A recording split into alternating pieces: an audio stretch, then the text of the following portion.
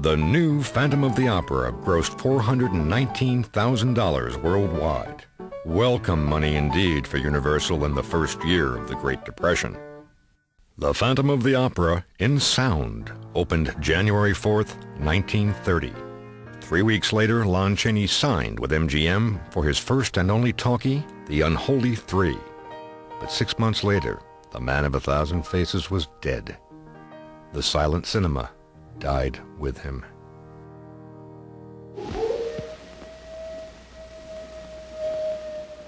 Universal soon established itself as Hollywood's leading house of talking horror. I am Dracula. At the height of the horror boom in 1935, Universal announced a remake of The Phantom of the Opera to be produced on a grand scale. But overextended financially, the Laemmles lost the studio. The new Universal management forged ahead, promising its own ambitious Phantom. Martha Eggerth, the Hungarian Nightingale, was announced as Christine and Cesar Romero as Raoul. Psychologically wounded in World War I, the new Phantom was a shell-shocked music master in contemporary Paris, whose mental derangement made him imagine his disfigurement. Would he be played by Karloff the Uncanny, or the great opera star Fyodor Shalyapin? 1936 economy measures at the new Universal, coupled with the British embargo on horror films, banished this Phantom.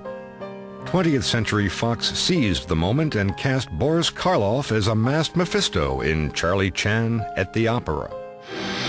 But like all good Universal monsters, the Phantom was only resting, waiting for new life to come. By 1939, a son was born to the House of Frankenstein, along with a daughter, teenage songbird Deanna Durbin, whose box office appeal was also of monstrous proportions. She was the star of the studio. The studio had recovered, from going down financially because of Deanna's first picture, Three Smart Girls. In 1941, the Phantom was to be reborn, remade, rejuvenated once again, even if he must play second fiddle to Deanna. Charles Laughton, acclaimed for his portrayal of Quasimodo in the 1939 remake of The Hunchback of Notre Dame, had just played Durbin's surrogate father in It Started with Eve for director Henry Koster. Why not, thought Koster, reunite them and make Eric and Christine father and daughter? Koster told the press that his Technicolor movie would present the backstage opera in tones of gray and brown, and then the splash of bright red blood. Durbin saw red too and rejected the script.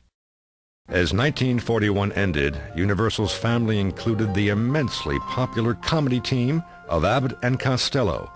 Their director, Arthur Lubin, moved to the A roster. No stranger to horror, Lubin could scare up a Phantom on time and on budget. And his producer, George Wagner, knew something about horror, having produced The Wolfman and other chillers. Mr. Wagner was a complex man. He was a cowboy, basically. Big, impressive person with steely blue-gray eyes, and with a lot of love of music and things inside him. And it was a great opportunity for him to do Phantom. He loved music, like most of the producers at Universal somehow had something to do with music. Either it was their hobby, or it had been their profession, or it still was their profession. Wagner also knew about the son of 1,000 Faces, Lon Chaney Jr., who lobbied to reprise his father's greatest role. Chaney was never seriously considered, but the equally unlikely contract player Broderick Crawford was. Suggestions that budget Bobby Soxer Grace McDonald portray Christine were quickly gagged. Phantom was now a $1 million movie, needing a $1 million star. Universal's Invisible Man, Claude Raines, was between contracts at Warner Brothers.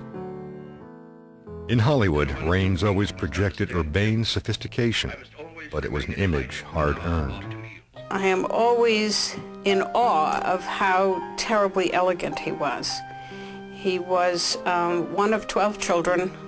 All but 2 died from poverty-related illnesses in London. This was not an elegant upbringing. He had a very strong Cockney accent, which I couldn't understand when he spoke with it. He also had a couple of speech impediments. He couldn't say R's. His name was William Raines, so he called himself Willie Waines. He really transformed himself over a long period of time into somebody else, and that was the person that I knew. Raines accepted the role of the Phantom with one special provision. He refused to wear an elaborate makeup. He dreaded being typecast in fright films and had previously turned down the Basil Rathbone part in Son of Frankenstein. The opera, of course, always has its prima donna. When it came to Universal Monsters, there was only one contender for the title. The great Jack Pierce, the dictator of all dictators. Nobody was ever late at Jack Pierce's office.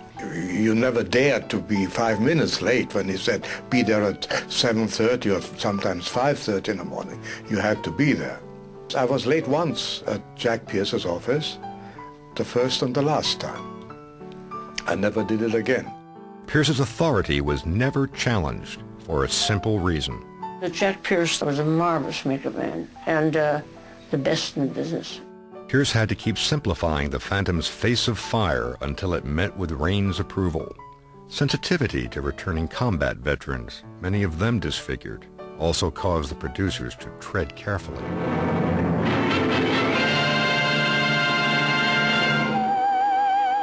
As late as December 1942, Universal's junior songbird Gloria Jean seemed to have the part. But when pre-recording started before Christmas, the role of Christine was being played by Susanna Foster, a 17-year-old singing prodigy from the Midwest. Susanna had grown up in awe of Hollywood singer Jeanette MacDonald. She rivaled her idol in beauty and star presence. Christine, you're going to be a great and famous singer. The kind of a star Susie Foster is somebody that you feel is absolutely sincere in what she does. She also had a voice of crystal clarity and incredible range.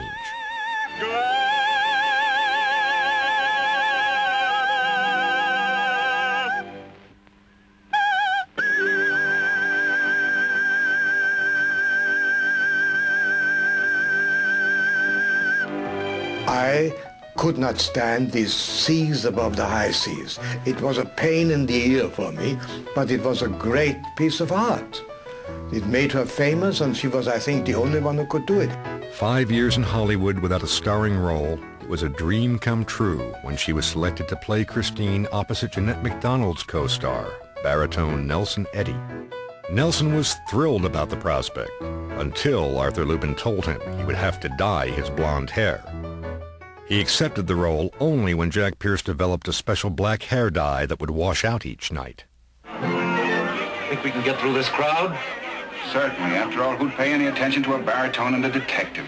You saw what Arthur Lubin could do. In this very dramatic picture, he combined a comedy interest between the two leading men, between Nelson Eddy and Edgar Barrier.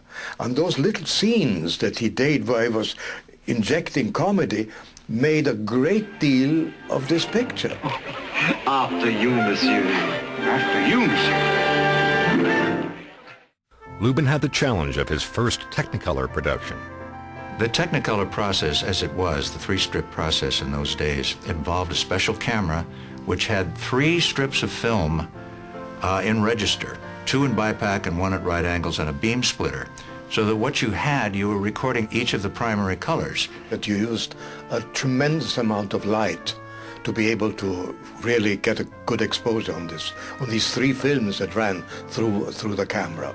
The lighting, it was very hot on the set, and we had to wear heavy makeup.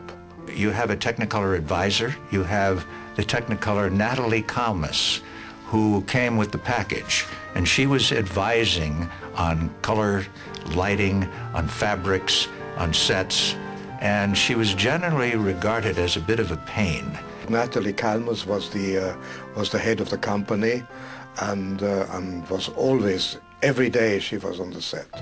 The directors of photography were W. Howard Green of Technicolor and Oscar winner Hal Moore, familiar with the Phantom stage since the late silent days.